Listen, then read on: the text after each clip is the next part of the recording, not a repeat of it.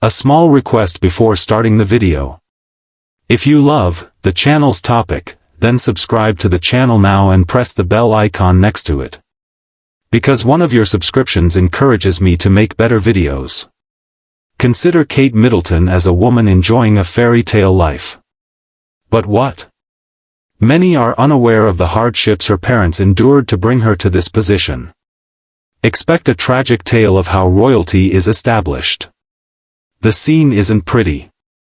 Prior to Kate Middleton's palace appearance, two regular individuals quietly built a life that would ultimately be shattered by public exposure. Carol and Michael Middleton lacked royal status, authority, or protection. They originated from work, habit, and humble beginnings requiring daily effort. The foundation is crucial as it explains all that follows, even tragedy. Carol Goldsmith was raised in a working-class London household. Her father was a builder and her mother worked part-time to support the family. There was no inherited money, safety net, or social leverage. Instead, there was desire and a willingness to manually build security, one decision at a time. This mindset influenced Carol early on and guided her adult decisions. Although Michael Middleton's family appeared secure, it was not aristocratic status as tabloids later suggested. Although his family had ties to British industry and aristocracy, his upbringing was focused on work, expectations, and rigidity. Michael worked, studied, and lived within restrictions. He was not raised in luxury. He was raised to maintain stability. They met while working for British Airways. Both worked in aviation, requiring discipline, long hours, and dependability.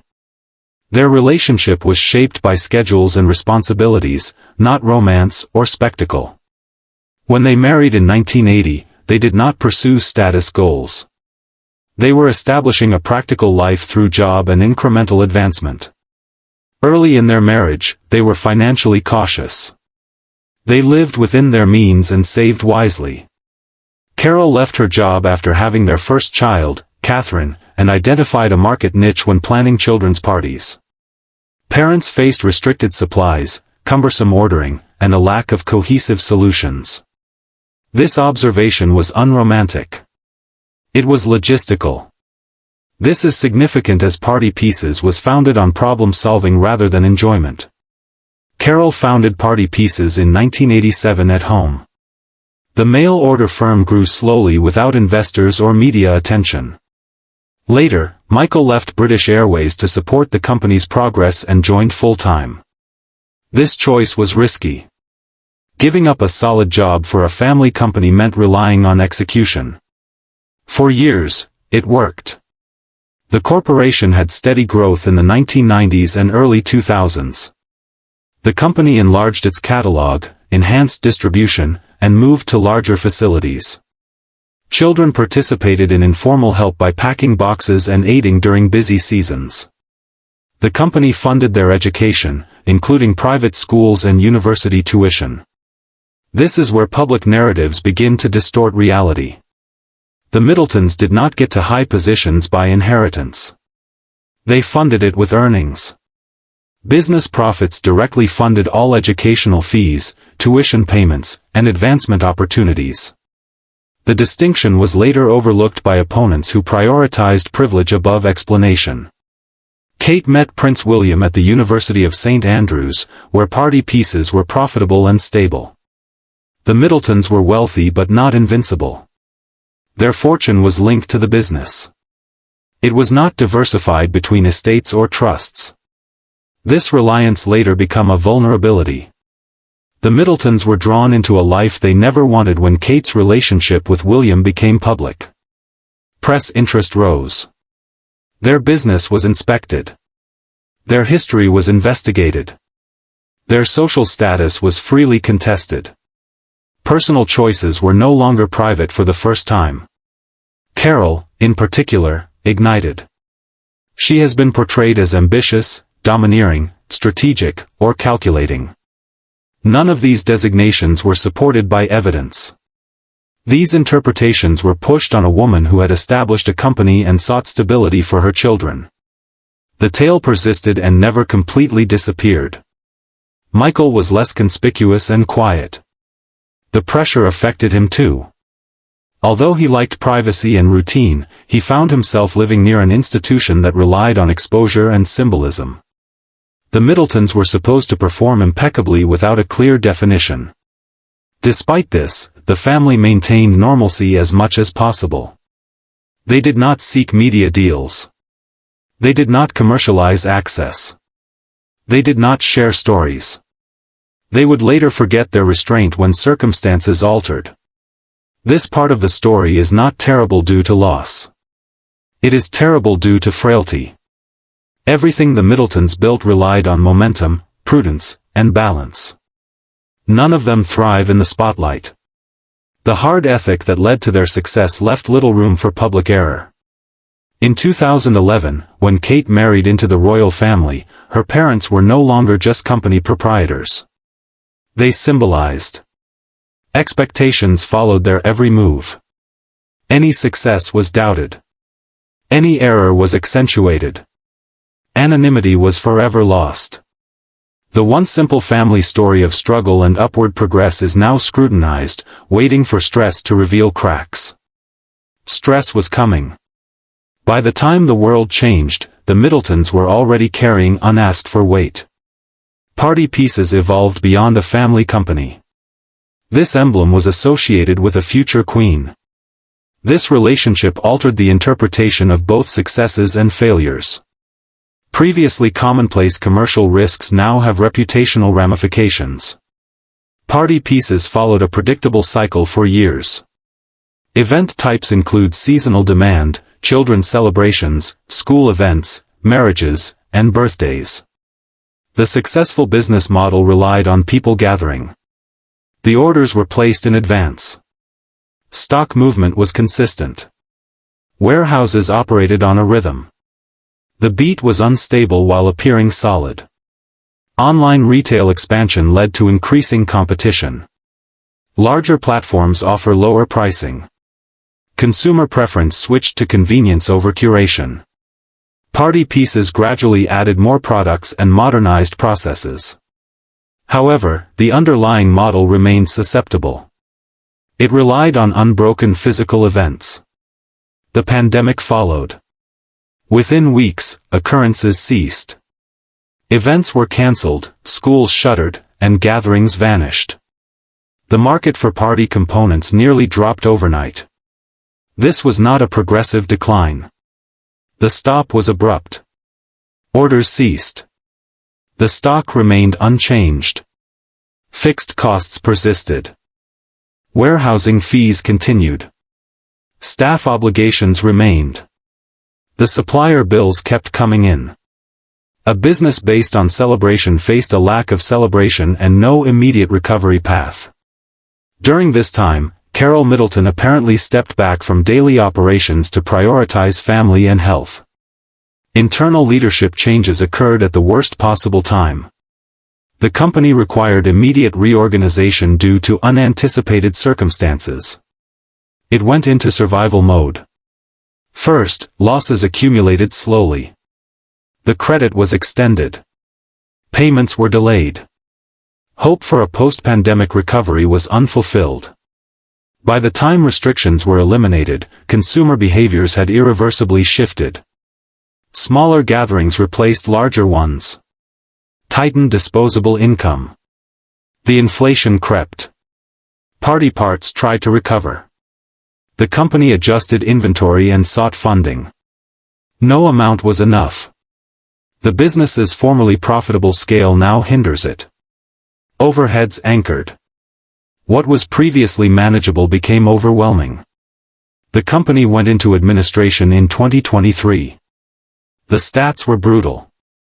Debts approached £2.5 million. Creditors included both large institutions and small individual suppliers. A family-owned firm established by Afghan immigrants was one of the most extensively reported creditors, supplying goods without payment. The information swiftly spread and hardened popular opinion. The Middletons were accused of profiting from royal proximity while others suffered losses. No indication of asset shielding or dishonesty was found. Still, perception trumped actuality. The story evolved from hardship to moral failure. Carol and Michael were also judged. They were humiliated by seeing their decades of work reduced to headlines about debt and failure. Their business identity was lost. Their personal integrity was widely questioned. For Carol, the emotional impact was significant. Party Pieces was more than a company. It was her creation. It grew with her children. The public failure and her inability to defend herself led to a sense of impotence that was observed by others. The strain was different for Michael. Having valued discipline and predictability, the chaos of administrative proceedings and media speculation greatly affected me. The company's affiliation with the royal family hindered efforts to maintain privacy. Party Piece sales signaled the end. The property was sold for a fraction of its previous value. What remained was loss, not closure. Suppliers took on delinquent balances. Employees lost stability. Family control slipped. Future endeavors were abandoned because of high publicity costs, not a lack of ideas. The same scrutiny would be applied to any new initiative. The Middletons withdrew. This catastrophe was particularly traumatic due to its timing. Kate faced severe demands inside the royal family. Her parents' struggles caused emotional distress that she could not express. Support must stay confidential. Maintaining distance was necessary. The Middletons increasingly withdrew from public life. Rarer appearances occurred. Statements were few. Silence became the sole protection. However, many viewed this silence as evasion rather than dignity. Part 2 of the tragedy involves both financial loss and vulnerability. A business that collapsed under unusual circumstances became a morality tale for blame-seeking audiences. The Middletons became cautious figures rather than individuals. This wasn't about greed or excess. The plot involved time, dependency, and vulnerability. Their wealth came from one source. After that supply failed, everything else followed. At the end of this chapter, the Middletons were no longer just parents of a future queen. The family experienced loss, retreat, and realized that achievement without protection is insufficient during times of change. The inspection was incomplete. The collapse of party parts went beyond balance sheets and administrative notifications. It followed the Middleton residence. What oughta been? Private reckonings became public spectacles with ramifications beyond cash. They socialized. Psychological, highly intimate. After the administration was declared, the focus moved from the corporation to its leaders. Headlines toughened. Nuance was lost in commentary. The online discussion became accusatory. The Middletons were no longer seen as business owners facing a unique predicament. They were seen as emblems of opulence, proximity, and entitlement. Although the evidence did not support this narrative, local reaction was the most harmful factor, not national press attention. Anonymous posters appeared in Bucklebury, the village where the Middletons had lived peacefully for years. The family was accused of misbehavior related to unpaid debts in these notices. The message was personalized. The critique was not based on abstract corporate failure. It targeted them by name. For a family who had shunned public interaction, this was a significant psychological shift. Their privacy was violated by neighbors, not paparazzi. Comfortable places turned uncomfortable. Routine tasks were stressful. Trust eroded. Despite decades of restraint, Carol Middleton found this phase particularly painful. She accepted business failure. One of her struggles was moral condemnation. The prospect of her intentions being questioned went beyond financial loss. She created Party Pieces for stability, not to wow. She now played the reverse role. Michael Middleton reacted differently. He retreated. Family members reported him becoming more quiet, limiting social interaction and avoiding public places. Not strategic silence. It was for self-defense. In the meantime, media narratives increased. Commentators questioned the Middletons' unethical use of royal ties. The claim continued despite insufficient evidence. No official complaints backed it. No investigation supported it. However, the suspicion persisted due to its alignment with a desired narrative. That tale was simple and harmful. Regular people often climb too quickly and collapse due to a lack of belonging. It overlooked the structural fragility and years of work of small to mid-size firms during global change. Instead, it emphasized proximity to power. Everything worsened due of timing. Kate faced increasing strain within the royal institution. Due to her own pressure and her parents' crisis, she was unable to publicly support them. Visible defenses were considered interference. Silence was no longer optional. This split hurt emotionally. The Middletons were known for their strong family unit. Suddenly, emotional support was to be separated. Caution characterized conversations. Stress was privately absorbed rather than shared. Limited public compassion. Many believed that royal connections shielded the family from serious consequences. Mistaken presumption. The Middletons suffered reputational damage without royal household protections. Unauthorized exposure was carried out.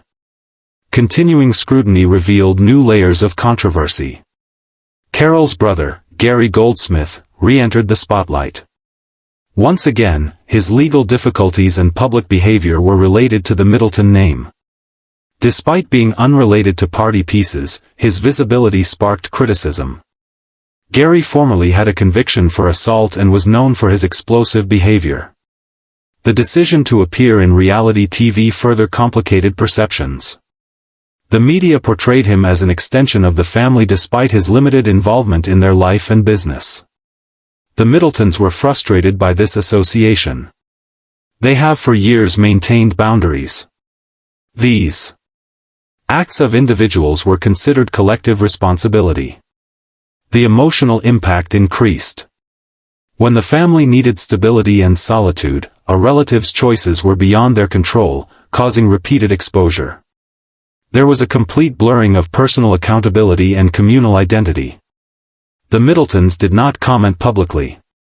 They made no announcements distancing themselves. They did not correct their image. Critics saw this control as indifference. In truth, it showed tiredness and a concern that responding would prolong scrutiny. Family rebalanced and social circles tightened within. Appearances fell. Life shrank due of necessity. This contraction was not defeat. They survived. The terrible aspect of this era is imbalance, not antagonism. In rare circumstances, the Middletons were held accountable for a corporate loss, but carried blame beyond their acts. They confronted public judgment without a platform, defense, or resolution. Their narrative became a cautionary tale without context. Few addressed the emotional impact of witnessing decades of effort disintegrate while being praised. By the end of this period, the Middletons were revised. Not broken, but transformed. My trust in anonymity was lost. Confidence in fairness was questioned. The visibility cost was fully realized. After the cacophony faded, distance remained instead of resolution. The Middletons did not rebuild publicly. No redemption arcs or explanations were attempted. Instead, they opted for withdrawal, driven by tiredness rather than strategy. Years of scrutiny taught them that visibility no longer provided opportunities. It was solely open to interpretation. The retreat was quiet yet deliberate. Social appearances soured. We avoided public events. Long-standing processes were modified to decrease exposure. This was not shame-driven solitude. The goal was to regain control over a life that had been gradually stripped of bounds. After being labeled as active and hands-on, Carol Middleton eased down. Her acquaintances noticed a shift from outward concentration to interior protection. She spent most of her adulthood creating something substantial. She realized that rebuilding would uncover scars she could not afford to expose. Michael Middleton took the same approach. His response was consistent. Take less risk. Protect privacy. Preserve what remains. He always prioritized stability over attention. Events from previous years fully supported this instinct. The family dynamic adapted. Conversations became practical, not aspirational. The focus shifted to promoting health, well-being, and cohesion under pressure. Once ambitious, the household now prioritizes caution. This was not a lack of spirit. A recalibration was necessary due to experience. Kate's role was complex during this time. As Princess of Wales, her public duties grew while her parents' private life shrank. She could not publicly acknowledge their struggle. Any comment could lead to speculation or defensiveness. We needed to provide support behind closed doors. This separation caused emotional strain. The Middletons were known for their unfiltered involvement in their children's lives. Distance was made necessary by circumstances. Risk existed even in close proximity. Their presence may prompt discussion. Their absence may be misinterpreted. There was no neutral position. Meanwhile, broader narratives about class and belonging persisted. The Middletons were often portrayed as outsiders who overreached. This framing overlooked their lack of royalty attempts. Their daughter did. Respect for the distinction was rare. This misunderstanding evolved into a quieter, more enduring one. Some feel that effort is only recognized when it challenges established hierarchies. Success becomes suspicious once this line is crossed. Failure can be instructive. The Middletons served as an example, warning against aspiration and highlighting perceived limits. This symbolic role was imposed, not chosen. It followed them despite their silence. Gary Goldsmith's public exposure exacerbated the strain. Each appearance rekindled associations the Middletons had tried to leave behind. There was no control over his choices. However, his actions continued to impact them. This dynamic accentuated a painful truth. Family bonds remain strong under pressure. They become heavier. There was no public breakdown, interviews, or grievances aired despite everything. This restraint prevented escalation but did not offer closure. The Middletons' refusal to perform the story prevented its resolution. Not a single downfall, but accumulation remains tragic. Years of work paid off. Success garnered attention. Privacy was compromised. Crisis exposed weakness. Judgment ensued without proportion.